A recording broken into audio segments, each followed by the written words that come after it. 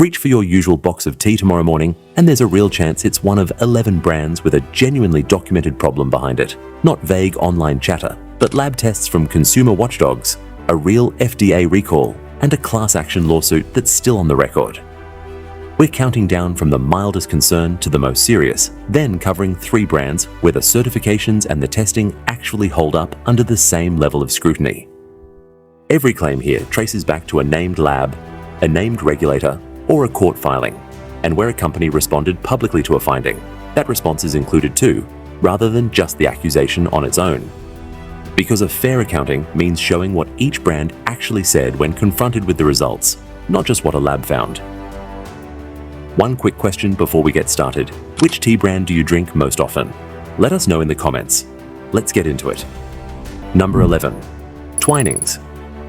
Twinings traces its history back to 1706, with royal warrants from the British monarchy and an original shop on London's Bond Street that predates the United States as a country, a lineage the brand references constantly across its packaging and marketing materials. That heritage is the entire selling point, 3 centuries of implied expertise justifying a price point well above the supermarket tea sitting next to it on the same shelf. Here's what the tin doesn't tell you. The brand's corporate parent is Associated British Foods, a publicly traded conglomerate whose holdings range from the Ovaltine drink brand to the Primark retail chain to large-scale sugar production. A very modern industrial operation sitting behind a very old name, with sourcing needs that scale to match a multinational's supply requirements rather than a small heritage shop's. In testing conducted using Canadian Food Inspection Agency methods, CBC's Marketplace program found pesticide residues in Twinings tea sold in Canada, alongside several other major grocery store brands tested in the same investigation. The royal warrant doesn't correspond to a published, ongoing, independent residue testing program that consumers can actually check for themselves before buying. 300 years of history doesn't change what shows up in a lab result, and nothing about the tine's design or copy references the testing at all. Number 10. Tazo. Tazo built its identity on packaging that feels curated, specific flavor names, an implied story about origin, positioned as the more thoughtful choice next to a plainer supermarket box sitting on the same shelf at a lower price. Founded independently in Portland, Tazo was acquired by Starbucks in 1994, then sold by Starbucks to Unilever in 2017 for $384 million, a sale that moved the brand from a coffee retailer's ownership into the hands of one of the largest packaged consumer goods companies on the planet. Unilever is the same company that owns Lipton. That detail matters more than it first appears. The premium alternative to the plain yellow box now shares a parent company and, at the ownership level, a sourcing structure with the plain yellow box it's positioned against on the shelf. The price difference between the 2 brands reflects a brand acquisition premium sitting on top of largely overlapping corporate infrastructure, not an independently verified difference in how the tea itself is tested or sourced. A shopper reaching for Tazo specifically to avoid Lipton's supply chain is, at the corporate level, choosing between 2 labels under the same roof. Number 9. Tetley. Tetley markets itself as the unpretentious, everyday tea, a budget-friendly staple that doesn't lean on a wellness story or an origin narrative to sell a box, unlike several of the pricier names on this list. The brand is owned by Tata Global Beverages, now Tata Consumer Products, a major Indian conglomerate with holdings spanning tea, coffee, and packaged foods across global markets, giving it far more scale and resources than the plain packaging might suggest to a casual shopper. In the same 2014 CBC Marketplace investigation that tested Lipton, Twinings, and 8 other popular Canadian grocery brands using Canadian Food Inspection Agency testing methods, Tetley's green tea came back with 16 distinct pesticide residues, several of which exceeded Canada's allowable limits at the time of testing. Tata responded to the findings by stating that its own retrieved lab results confirmed compliance with Canadian food safety regulations, a response that addressed the company's internal testing without directly disputing what CBC's independent lab had found in its own analysis. The brand's plain, no-frills positioning doesn't come with a published, ongoing residue testing program that would let a shopper verify the claim of safety independently year over year. Number 8. No name. The genericness is the entire pitch here. A plain yellow package with block lettering, sold as the store brand that skips paying for marketing, so the savings pass to the shopper instead of funding an advertising campaign. That stripped-down branding carries an implicit promise of nothing to hide, since there's no story being sold in the first place beyond the low price itself. In the same 2014 CBC Marketplace round of testing, No Name's tea came back with more than 10 distinct pesticide compounds detected, a lower count than several of the name brands tested in the same batch, but still enough chemical variety to place it among the 8 out of 10 brands that came back with multiple residues rather than a clean result out of the full 10 products CBC's lab examined. As a private label product moving through commodity brokers rather than a named, traceable supply chain, there's no publicly available sourcing record beyond the test itself that would let a shopper independently confirm what's changed, if anything, in the years since that single round of testing. Number 7. King Cole. King Cole has held a long-running spot on Canadian grocery shelves as a familiar, affordable, everyday tea, without the heritage marketing or wellness positioning that several pricier brands further up this list lean on to justify their price. That same 2014 CBC investigation flagged King Cole for carrying some of the highest overall pesticide levels among the 10 brands tested, including monocritophos, a compound acutely toxic to both birds and humans, and one that multiple countries have moved to restrict or phase out specifically because of that toxicity profile and its persistence in the environment after application. The finding places King Cole among the more heavily contaminated results in a test that, as CBC's own reporting emphasized, found only a single brand entirely free of pesticide residue out of the full 10 tested, meaning even a modest, unpretentious everyday tea carried some of the same underlying agricultural chemistry as the premium names sitting on the shelf above it. Number 6. Tiavana. This is the clearest case on the list of a claim collapsing under actual testing, and it's worth walking through in full because of how completely the story fell apart. Starbucks paid $620 million to acquire Tiavana in 2012, built an entire retail concept around it, and told customers across hundreds of stores that the tea was pesticide-free and compliant with European Union standards, a claim repeated by sales staff as a matter of routine.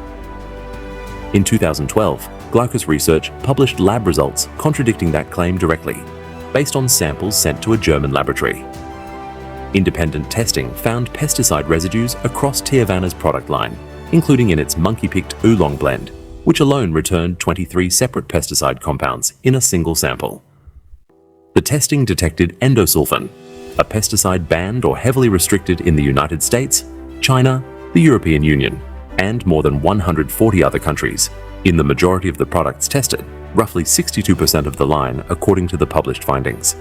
Tiavana never issued a point-by-point rebuttal of the specific findings. There was no brand statement disputing individual test results. A class action lawsuit followed the report's publication. By 2018, Starbucks had quietly closed all 379 standalone Tiavana retail locations, though the product line continues to exist on shelves under the same name today, sold without the stores or the sales staff who had made the original safety claims directly to customers.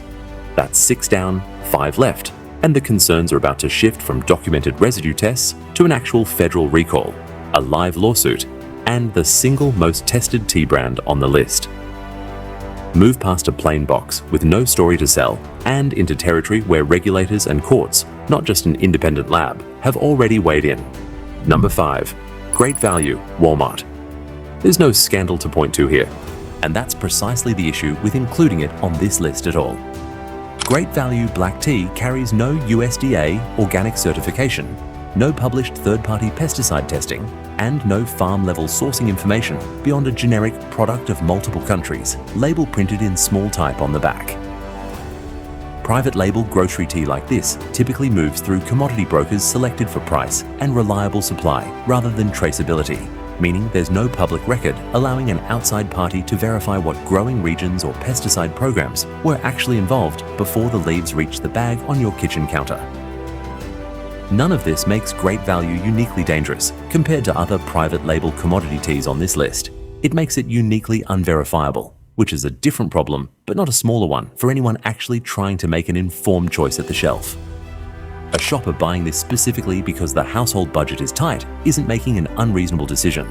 The product itself simply doesn't offer the documentation to evaluate against. Number 4. Yogi Tea. Every Yogi tea box makes an explicit wellness promise printed right on the front. Detox, bedtime, immune support, inviting the shopper to pick a blend based on the specific outcome they want to achieve that day. In March 2024, Yogi's parent company recalled 54,846 boxes, 877,536 individual tea bags of its organic Echinacea immune support tea from stores nationwide. The FDA's enforcement report gives a single reason: pesticide residues found above the agency's action levels. The specific threshold at which regulators determine a product's risk is no longer acceptable for sale.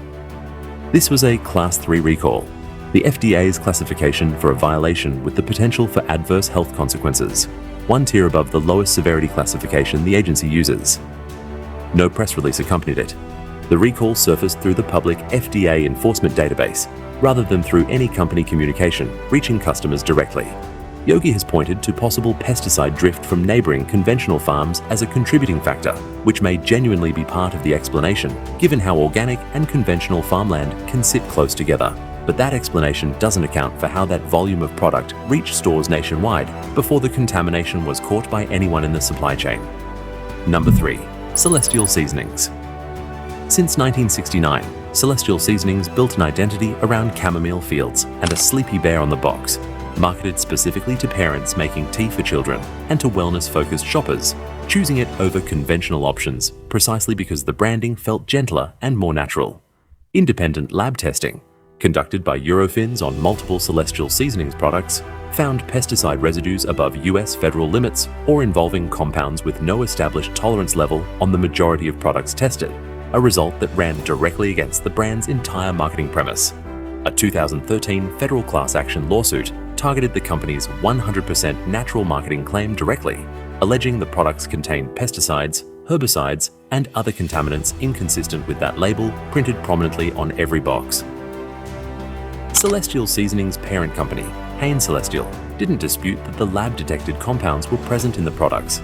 Its defense centered on the argument that its own internal testing used brewed tea rather than dry leaves, which produced different residue figures than the independent lab's dry leaf methodology.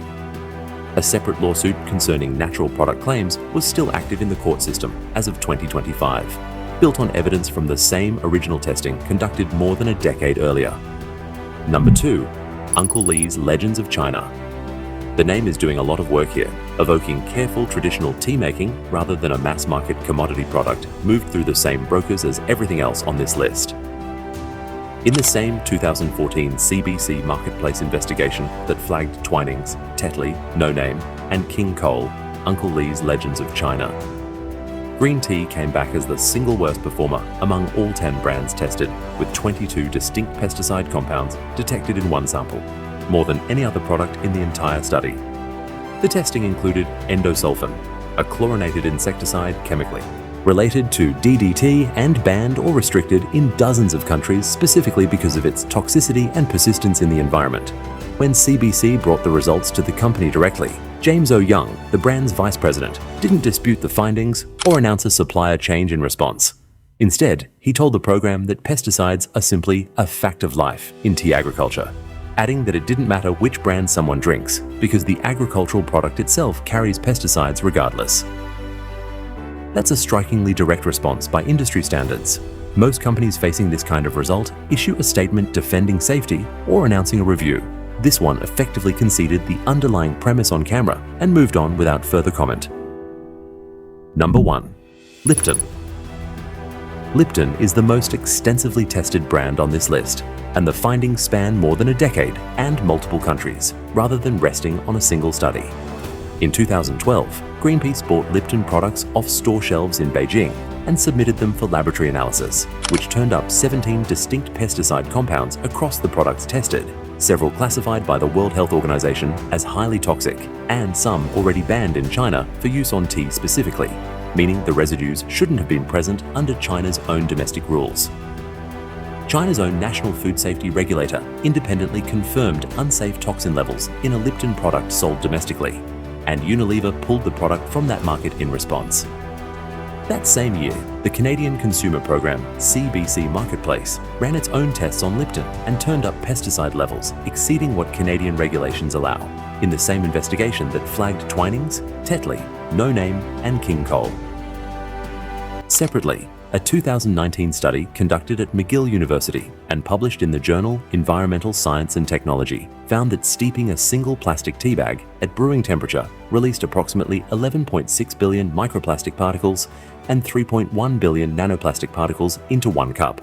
A study that specifically examined polypropylene mesh bags of the kind used by several major commercial brands, Lipton included among them. None of these findings are isolated incidents from a single bad batch or a single overzealous lab.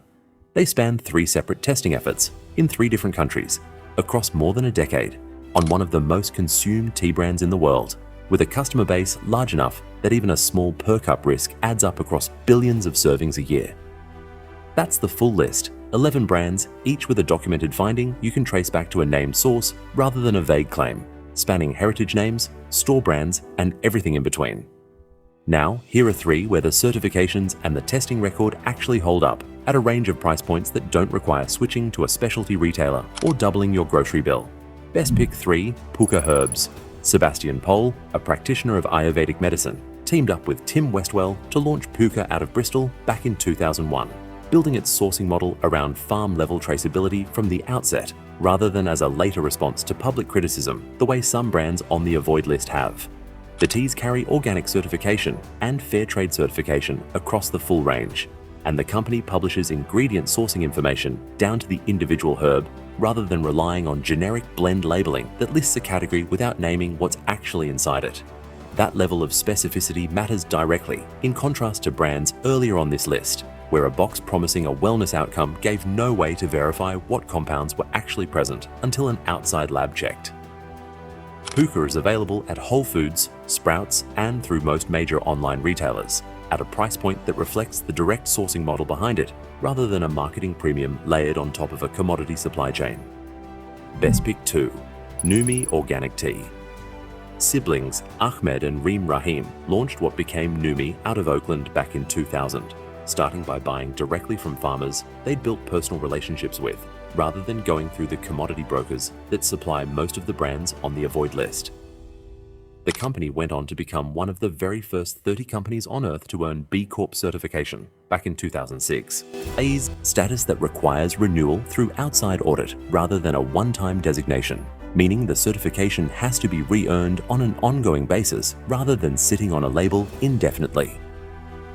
Numi's teas carry USDA organic and non-GMO project verified certification, and the company has stated publicly that its tea bags are made without epichlorohydrin, the wet strength paper treatment that some conventional tea bag manufacturers use, and that carries its own documented health concerns as a probable carcinogen under EPA classification. Numi publishes an annual impact report covering sourcing and environmental data, giving outside observers a way to check the company's claims year over year, rather than taking a single certification at face value.